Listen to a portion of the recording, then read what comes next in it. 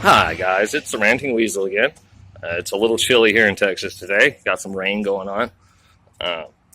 Today I'm going to talk about restaurant etiquette. A little bit of fast food, a little bit of sit down, because there's a lot of crossover between both of those types of restaurants. How do I know, you ask? Well, I've been working since I was 15 years old. So it's roughly 16 years at this point, 16 and a half. And most of 11 of them have been in food service, whether it was a cashier at McDonald's or a cooking cashier at Long John Silver's or a waiter or a cook at a sit-down restaurant. I've pretty much done it all except management because no. No. Not my gig. Sorry. Can't do it. So, but here's the thing. People ask you questions at restaurants for reasons. Okay? There's variables to certain orders. Okay, your average fast food restaurant, pretty much everything's included, and all you got to do is tell them what you don't want. Okay, well, let me give you an example. So you go up and order a cheeseburger plain. Okay, and you get your burger, and it's got meat, cheese, and bread. But what you really wanted was a plain hamburger with no cheese. Okay, you see the issue there is that you actually ordered a sandwich with cheese and no condiments and no toppings instead of a plain sandwich that's just meat and bread. Okay? Now, that's not the restaurant's fault because the restaurant made the sandwich that you ordered and you paid for it. Okay? There's a difference between a cheeseburger and a hamburger. I know it's semantics, but guess what? It is what it is. So, there's also, if you're allergic to things such as mayo or eggs or onions or things of that nature, you need to tell them ahead of time, okay? And then when they ask you, hey, do you want mayonnaise, lettuce, tomato on the sandwich? And you say yes, and then you get mad because they're cutting your sandwich with a knife that has had mayos on it and you're allergic to eggs. Why did you want mayo on your sandwich if you're allergic to eggs, knowing that mayonnaise is made from eggs? Think about that. Mayo is made from eggs. You just weren't paying attention, okay? This is your food. We make your food the way that you tell us to make your food, all right? We're not making it the way that we want to make it, because if we wanted to make it the way we made it, we wouldn't ask you about it, okay? We ask you questions so that we can get your order right and make you have the best experience possible at our restaurant and hopefully come back and spend more money at some point, all right? That's the whole goal, is protecting our revenue stream. And our revenue stream is you, all right? So, next time you go to Burger King or Wendy's or McDonald's and you order that plain cheeseburger, think about it for a second. And ask yourself, do you really want cheese on that burger? Another thing, tipping. Okay, I've worked as a waiter. It's not the funnest job in the world. It is a lot of fun. You can have a blast depending on the people you work with and your customers, okay? That's a vital part of it. Now, most customers, or most waiters, make $2.13 an hour. That's the United States federal minimum wage for tipped employees. $2.13 an hour. Now, if you think you can live off of $2.13 an hour, go for it. Try it. I'm here to tell you, it's not possible. All right? And you're probably saying, well, yeah, but the company makes up the difference if we don't tip them enough, right? Yes. But the company also looks at that data. Okay, how much they have to make up between between what the server claims on their tips and what the minimum wage requirements are depending on their city and state, okay? They don't like to make that up. So, because you didn't like the fact that they asked you a bunch of questions about your meal or your drink or what side you wanted with that, and you decided not to tip them, now you're making them look bad for basically just doing their job. Their job is to make sure that the food that you order is the food that you want, okay? Because if it's not the food you want, you're not going to eat it, and you're not going to come back, and you're not going to spend more money, all right? It's all about protecting revenue stream, and the old saying goes, you catch more flies with honey than vinegar. Now, there's one place where that's thrown right out the window. It's a cafe in Miami. I can't remember the name of it right now, but it is a New York-style cafe, and the waitresses there are total bitches. But it's a great experience. Okay, if you ever have the chance, like I said, I can't remember what it is, but it's basically a New York diner in Miami. All right, and you think, oh, Miami's Florida, they got all that Southern charm and whatnot, and all the Cubanos and all the Haitians and all that. So yeah, no, they got a bunch of New Yorkers working at this restaurant, being rude as hell, and it's funny as fuck. And it's a great experience. It's great. I do highly recommend it. If you want that out-of-the-box restaurant experience, okay? But in your normal places, your Steak and Shake, your IHOP, your Waffle House, your Ruby Tuesdays, your Applebee's, or your Chili's, whatever, these people are really just trying to get by, okay? Even if it's their second job, they're still trying to get by. It's a pain in the ass to make ends meet today. Let me tell you, okay? But these guys are working hard, and they're working hard to try and give you the best experience and the best food that they can possibly put out, all right? So when they ask you 110 questions about your burger, please have patience and don't get upset with them, and for sure don't punish them by not tipping, because their job is to make sure you have the best experience possible, okay? And it's also, most of the mistakes as far as food related go, sometimes it is the server's fault. They didn't enter it into the system right. They didn't write it down right, whatever. A lot of the times, it's also the cook's fault. It has nothing to do with the server. The cook didn't read the ticket right, didn't read the screen right. Just plain forgot as he was putting the meal together. Okay, putting it together to put it on the plate and throw it out the window. All right, it's not always the server's fault. So please don't punish your servers for something that might not be their fault. And 9 times out of 10, when the server tells you, oh, I'm sorry, it was the kitchen's fault, it probably was the kitchen's fault, okay? It probably was. It really was. As a person who works in the kitchen, I know. I'm not giving away any trade secrets here or anything, but everybody makes mistakes. Everybody's human.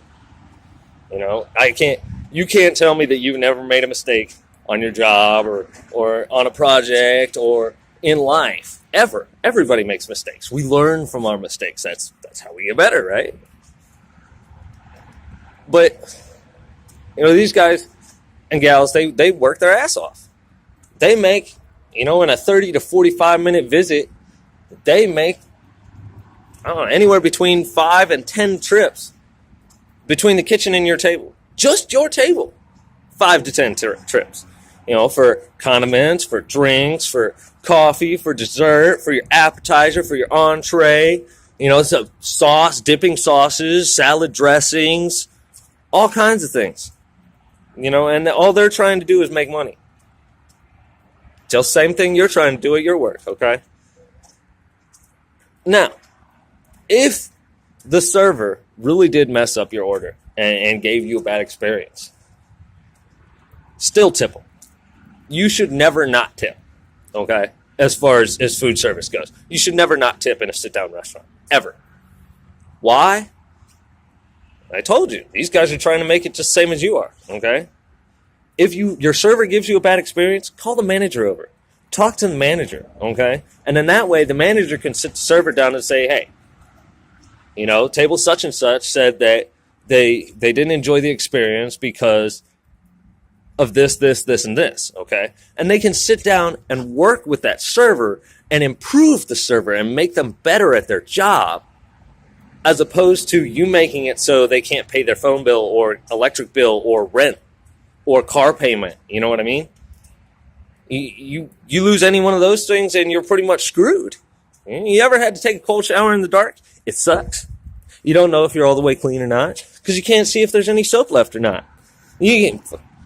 I ain't even going to try and go into what women would have to do doing their makeup to go into work as a server, at any restaurant because you know they got to make themselves look pretty.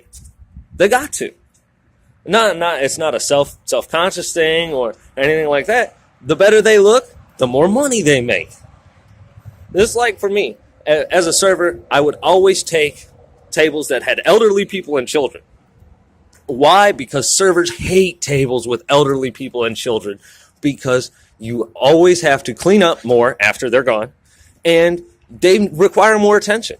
Elderly people especially because they're lonely. They just want somebody to talk to, and depending on how busy it is, I could actually sit and talk to them for a little bit, and make them feel good, give them a little flattery, bump my tip up a little bit because I'm trying to pay my bills. But I'm also trying to make them feel a little bit more special. It's not always about money. It's also about making people feel good. It's nice to be nice. It makes you feel good when you're nice to other people, okay? And believe me, I know because I am an asshole. You can ask my fiance, you can ask my family, you can ask my personal friends. They will tell you I'm a grade A dick. But I make a great server because I know how to treat people. You do unto others as you would have them do unto you. Love thy neighbor as thyself, okay? So, if you wouldn't want somebody coming into your work and punishing you for something that isn't necessarily your fault, please don't do it to other people. Please. Because it's how are you going to punish somebody for something they didn't do? Is that right? That ain't fair. Life's not fair, no. But you have the opportunity to make that little bit of their life that much fairer. Okay?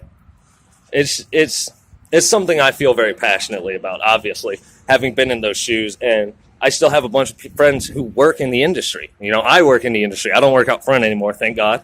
I mean, I loved it when I was younger, and not so much for me anymore. I do still enjoy dealing with the customers and dealing with the public, but the fact that I don't have to and that my paycheck doesn't change based on how nice I was to you or how crappy a mood you were in that day is a wonderful thing. Because if you're crappy to me, I can just say, okay, later, and walk back into the kitchen.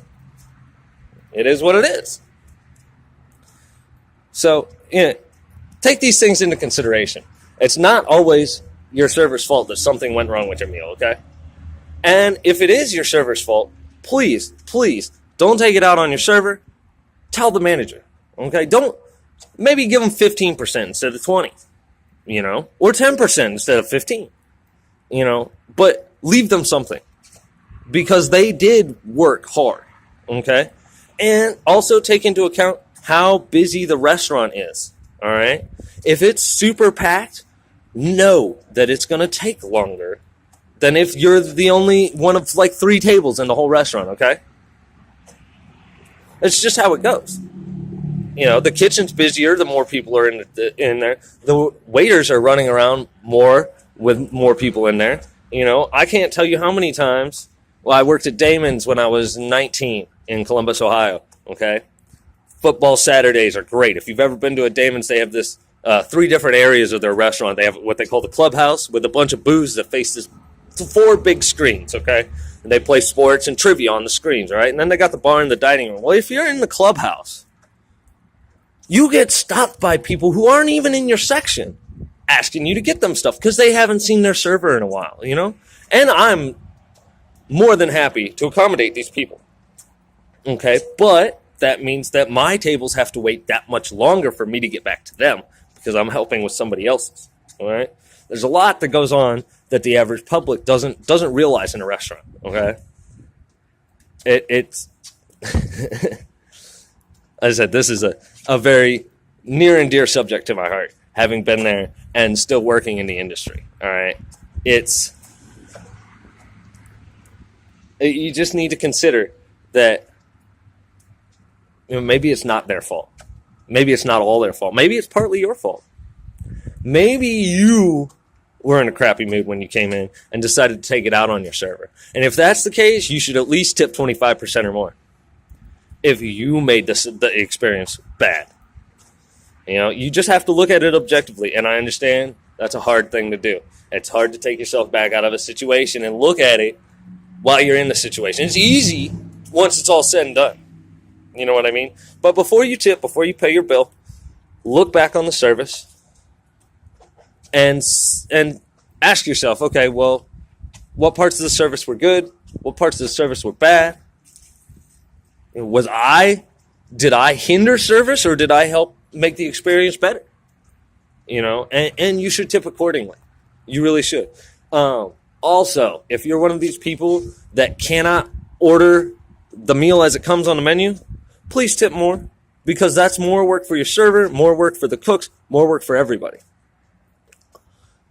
Another thing, for restaurants with bars, such as Damon's or Chili's or Applebee's, your servers also have to tip out their busboys and their bartender at the end of the night.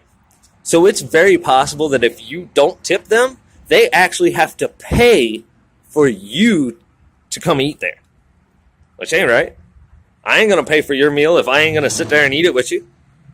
Especially not if I got to bring all the food, bring all the drink, and watch you eat it. And try and make sure you're having a pleasant experience while you're doing it, okay? Take these things into account. Also, if you really don't have the money to go out and tip, please don't. Please don't go out. And I know it sucks because you want to treat yourself and all that, but I'm broke. I am so poor it's not funny.